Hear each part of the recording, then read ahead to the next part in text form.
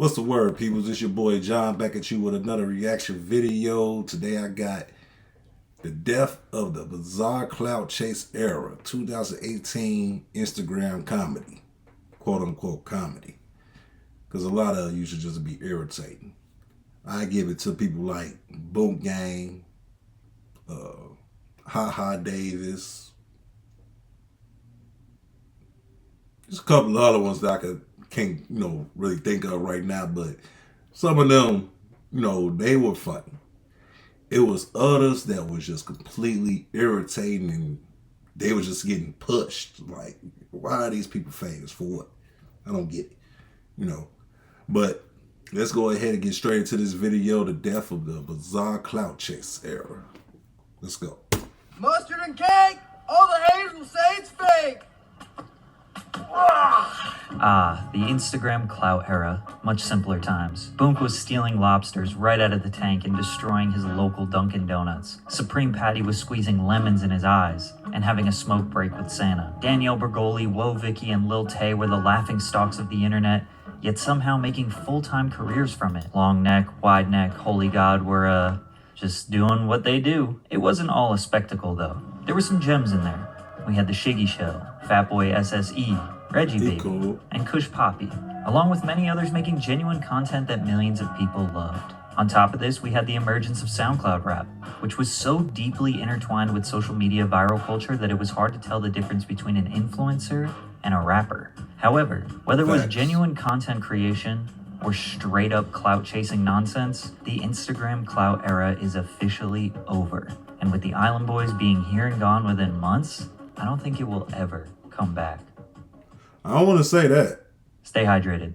Before I start, there are plenty of content creators that I'll mention in this video still making a living through Instagram independently. In this video, I'm referring to the cultural relevance and interconnectedness of a number of creators that were exploding in virality from 2017 to 2019. How their careers exploded to the highest of the highs and literally everyone knew about them, and all the factors that led to the downfall of this era.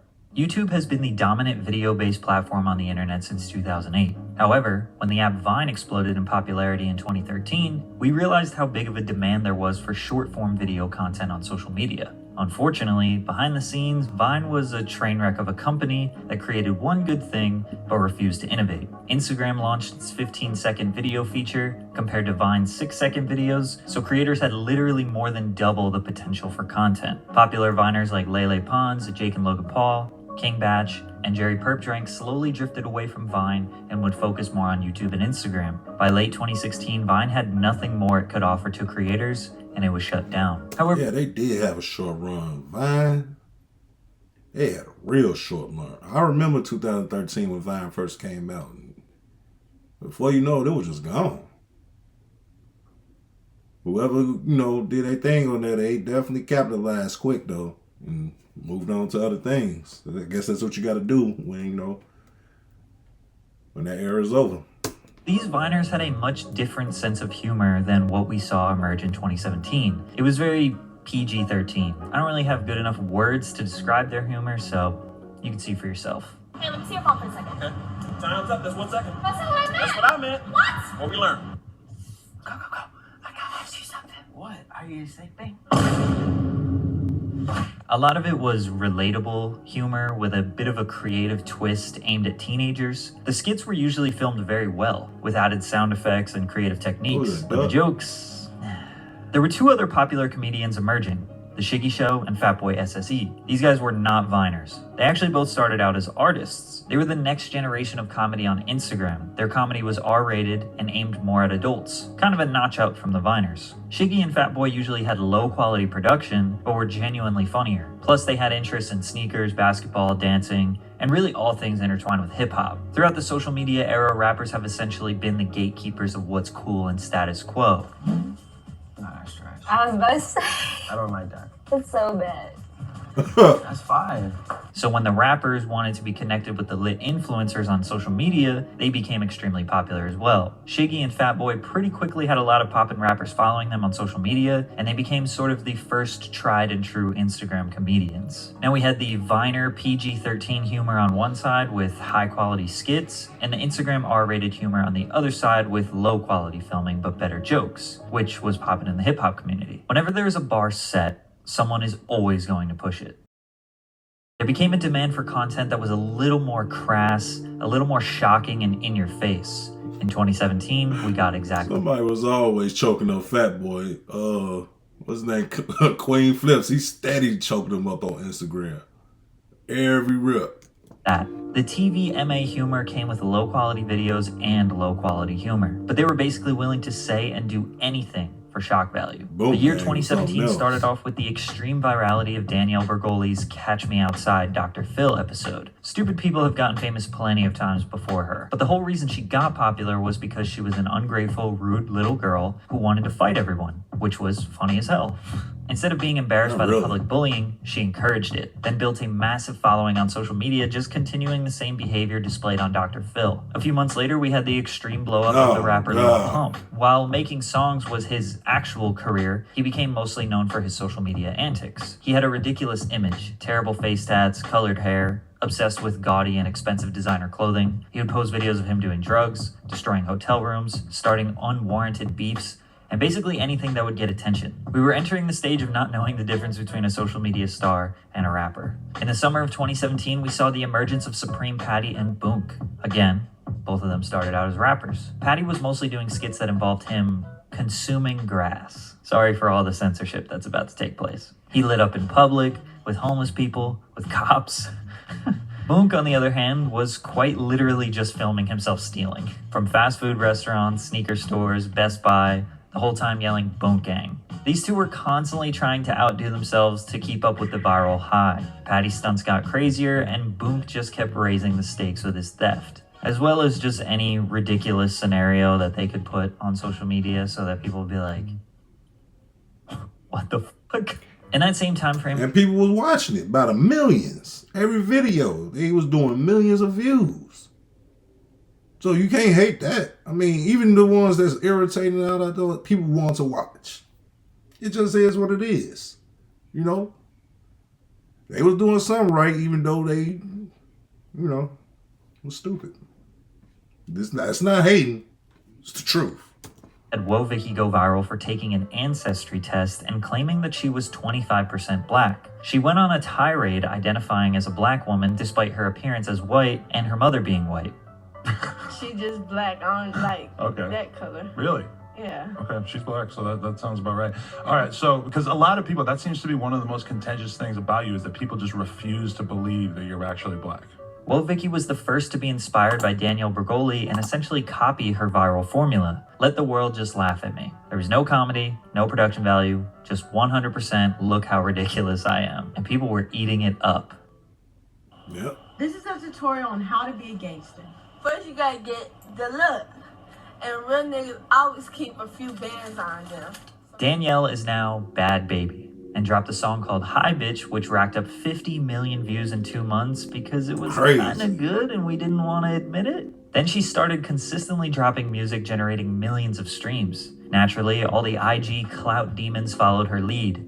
Patty, Boonk, Vicky all started dropping music and all of them were getting big numbers. I would say 80 to 90% of the people were curious, but some people were actually fans of their music. By the end of 2017, the foundation was laid for this nonsensical TV MA shock value Instagram humor. It was in 2018 where it would all reach new heights we never could have predicted. The Instagram clout wave was becoming a real career. These influencers were actually making money and were building a genuine fan base despite being a mockery. Hip-hop pages and media outlets were consumed with this clout culture rather than actual music, which led to a lot of bullshit being promoted and true talent being sidelined. We had this culminate to Lil Tay becoming famous, who gained over 1 million followers in 2 weeks. She was a 9-year-old girl directly influenced by the Lil Pumps, Bad Babies, and Whoa Vickies of the world. Balling in the IA, I dropped 200 racks on this car, and I'm only 9 years old. I got the keys to this car. They even got into a fight. Okay, then do it then. Just do it. We would later find out this was all orchestrated by Tay's older brother, but in the meantime, millions of people all over the world were indulging in the absolute farce that was the world of Lil Tay.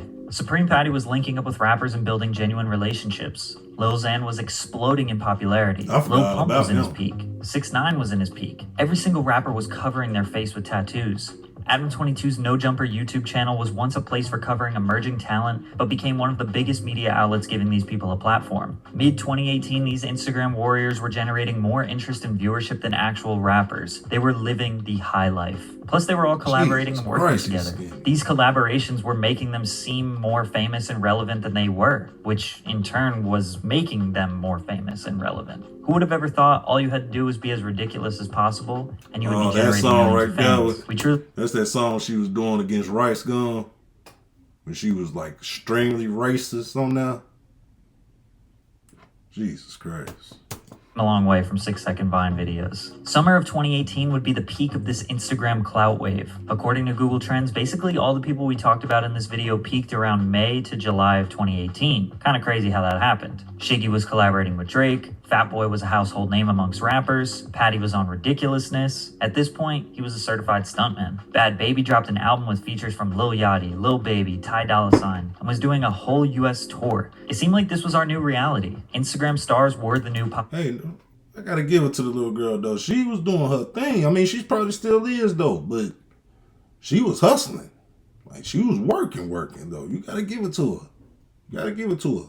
Culture. But like all things that rise very quickly, they come crashing down just as fast. In June of 2018, rapper XXXTentacion passed away, which was a huge loss to the SoundCloud rap community. X was tied in with basically all these Instagram stars. It was a shocking blow to the whole culture. Lil Tay disappeared. The internet figured out that Tay was basically a puppet that was being controlled by her older brother. Once he got exposed, Lil Tay went on Good Morning America. Lil Tay was on Good Morning America to try and save her brother and family's reputation. It didn't work, and she wiped her Instagram clean. She's basically been gone ever since then. Boonk had a really bad fallout on the No Jumper podcast. He was intoxicated and surrounded by people who were not trying to help him. He shot himself multiple times in the leg on accident, but this didn't stop him from continuing his lifestyle. He just kept spiraling down in front of the whole world. He needed help badly. Yeah, Patty did a good job maintaining his brand. He had genuine relationships with celebrities. Plus, he introduced the world to wide neck, long neck,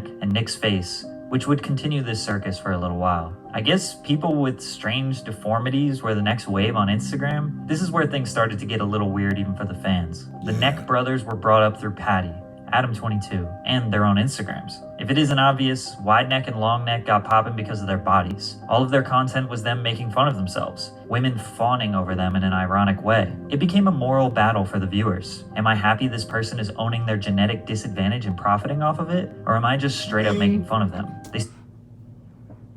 It's kind of a mixture of both. I mean, because they capitalizing off of, they know what's going on with them, so they capitalizing off of it, making money. There's nothing wrong with that.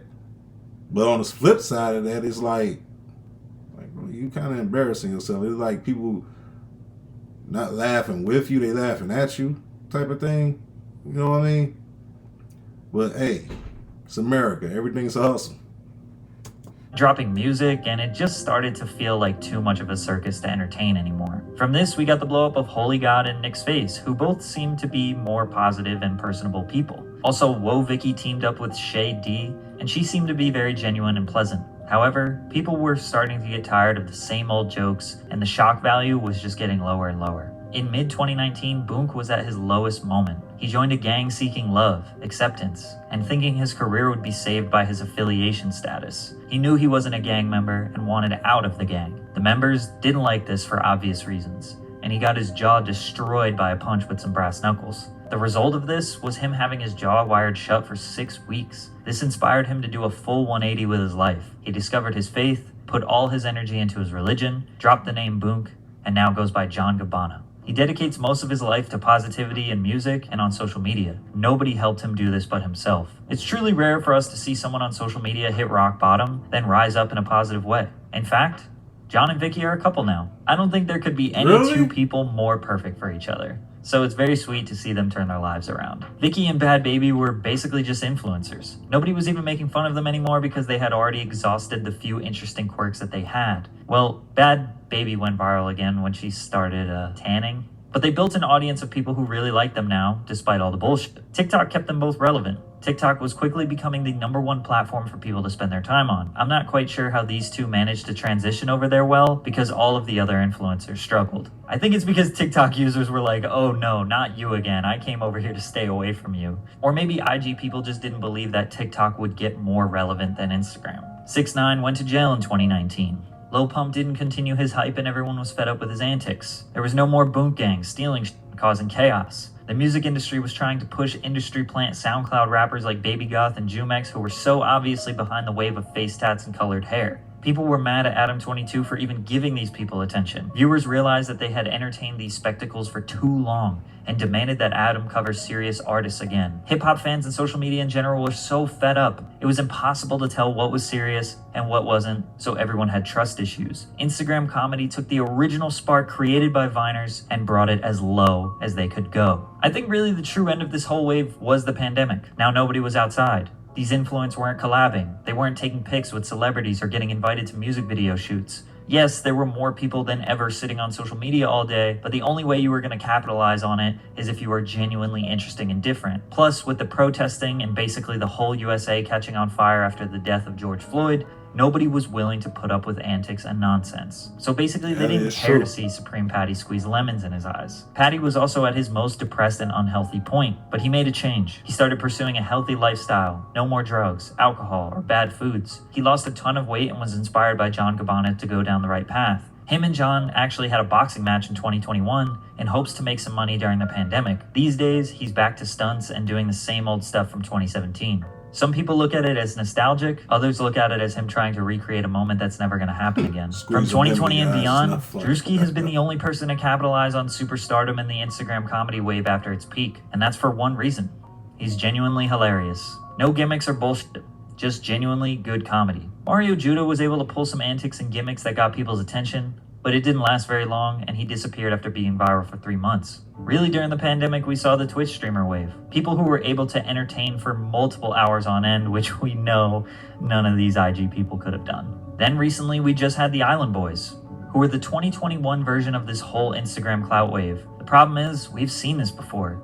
We went down this route. Face tat filled rappers with no talent that allow the internet to bully them for attention. It was an exhausted formula. We all entertained it for a month or so because it was nostalgic, but their rise and fall was faster than anyone we had ever seen before. It was a great era. A lot of the comedy was based on shock value though, which doesn't age well. Plus you constantly have to keep raising the bar, which is unsustainable. It's unfortunate that our entertainment was at the expense of other people's livelihoods and sanity.